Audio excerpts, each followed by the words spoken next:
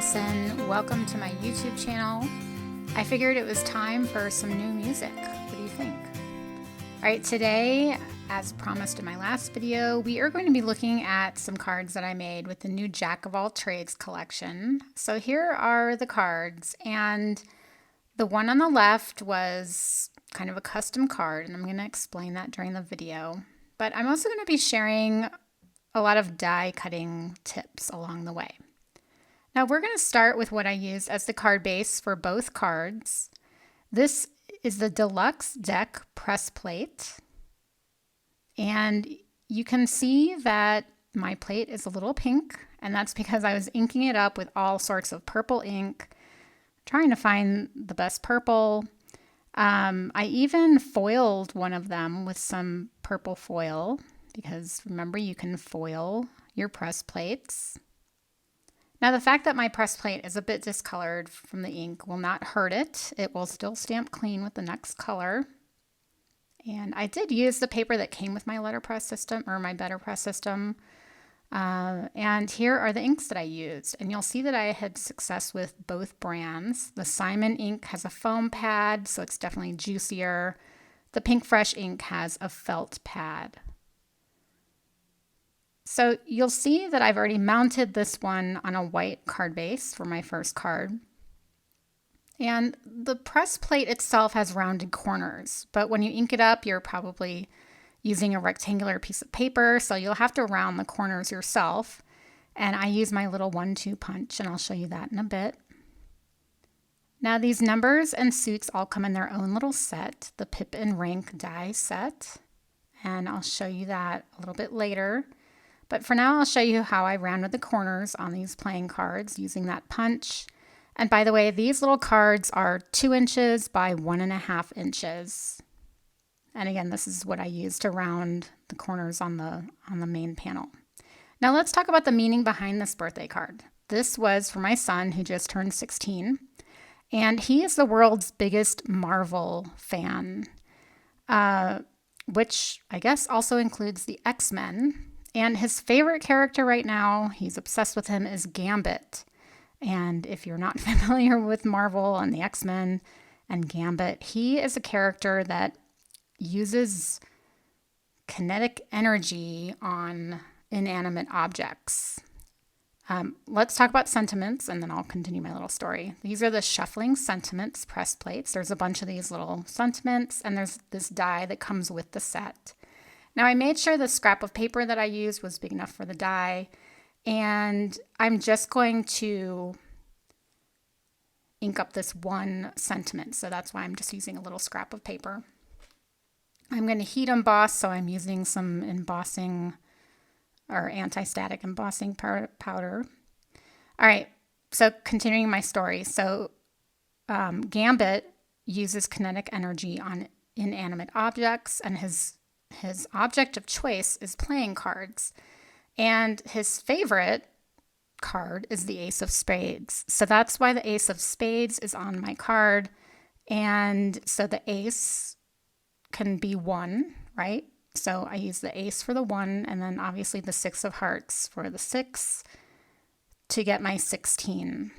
Now purple, the reason I kept trying to get the perfect purple color, I don't know if Gambit is more of like a pink color. He has pink in his costume, but my son likes dark purple. So there we go. There's that sentiment. Now, I also foiled the plate with white foil and decided that the black sentiment popped a lot better against the background. So that's the one I'm going to use. And you'll see I cut it out with that die. Now, most of my die cutting tips will be on the next card, but my first big tip, which applies to this sentiment die, is this. There is no right or wrong way to assemble dies. Do it however is easiest, however you think looks best, or however you think will fit your card design the best. Now, I didn't know exactly how this die was meant to go together. I just kind of played around with it until it did what I needed it to do. So I added some thin foam to the side pieces to give them some slight dimension, but dimension that was stable. It's not going to pop up or anything. I just needed the sentiment to sit slightly above my cards.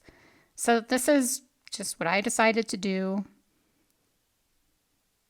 Again, no right or wrong way. They are your dies. Do whatever you want to do, whatever makes sense. Okay, so I've created these little side pieces, and then that's what it's going to look like. Now, I used black. If the side pieces were a little bit lighter or darker, that would create more dimension just visually, but I just used all black. Now I'm just gluing the side pieces onto the card and using the middle piece as spacing. And I'm going to attach the cards first before I attach that happy birthday. So I will say I was having all sorts of problems getting these cards on here so that you could see the spade on the ace and not cover it too much with the 6. So otherwise this card was really easy to put together. And I already did give this to my son, and he did appreciate it, even though, you know, he's a teenage son, and teenage boys appreciating things is, you know, kind of underwhelming. But I know he loved it. All right, so you can see I added one foam dot on the back of that sentiment. Now I should have used my black foam squares because, you know, you can kind of see the white there. No big deal. But I always forget to use my black foam squares, and I have plenty of them in my stash. So that's one little detail to think of. Now let's move on to this second card and look how fun this is. This uses the Reversible Royal Court set, and I'm going to show you all these dies. It is a huge set, and I wanted to show you the picture of the packaging because look at all of these different characters you can create, and this is just the beginning. There's all these weapons like a knife, a sword, there's different crowns, there's different hair, and then imagine all the color, you know, combinations that you can do. Now I'll go through a little bit of assembly before I move on to my tips. There are indentations on most of these pieces that the die creates, and that shows you where to add the piece that goes on top. Now sometimes I like to put glue onto the piece that is sitting flat, and sometimes I'll put glue onto the piece that's actually going on top. It just depends on what I feel like doing at the time. Now here I just want to show you the fun detail that this die set has. These are the 2 dies that make this sleeve. And there's just so much fun detail that they put into this die set. It was really, really fun to make this card. And again, just the color combinations alone, there's just endless possibilities with this set. So again, there's indentations on that blue piece that you can't see that help you figure out where you're supposed to put things.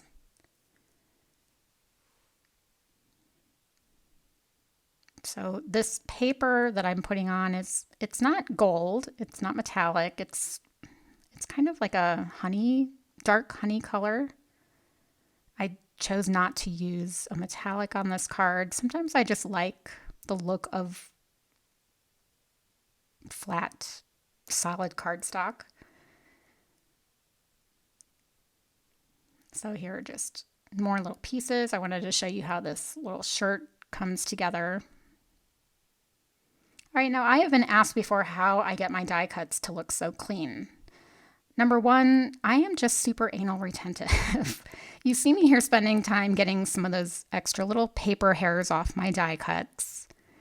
And the plates on my die cutting machine are pretty well loved right now. And I think the more loved they are, the more little hairs you'll get on your die cuts. That's my experience anyway. I just use my craft pick or my nail to scrape those off. Speaking of nails, I have practically no nails left. So you'll see me come in with my craft pick a lot. And speaking of the craft pick, after I glue an element on, I do come in with my craft pick a lot to make sure to get excess glue off. Now here's a prime example of how much detail I go into. This piece here goes at the bottom of the shirt, but it is straddling that sash. And remember that sash has 2 layers of cardstock on it. And I use 100-pound cardstock, so it's thick. If I glued this little thing on top of there as is, it wouldn't sit level. And that, of course, would bother me. So I'm just going to cut some thin strips from a scrap piece of white cardstock. I always have tons of white cardstock scraps around. And now I'm going to layer 2 of those little strips at the bottom. And here you'll see me come in with my craft pick to scrape away any excess glue. My craft pick is like my appendage, usually. And here is that second layer. And now that I have 2 layers of white, that's going to be even with the bottom of that sash. So I'll just put the other 2 on the other side.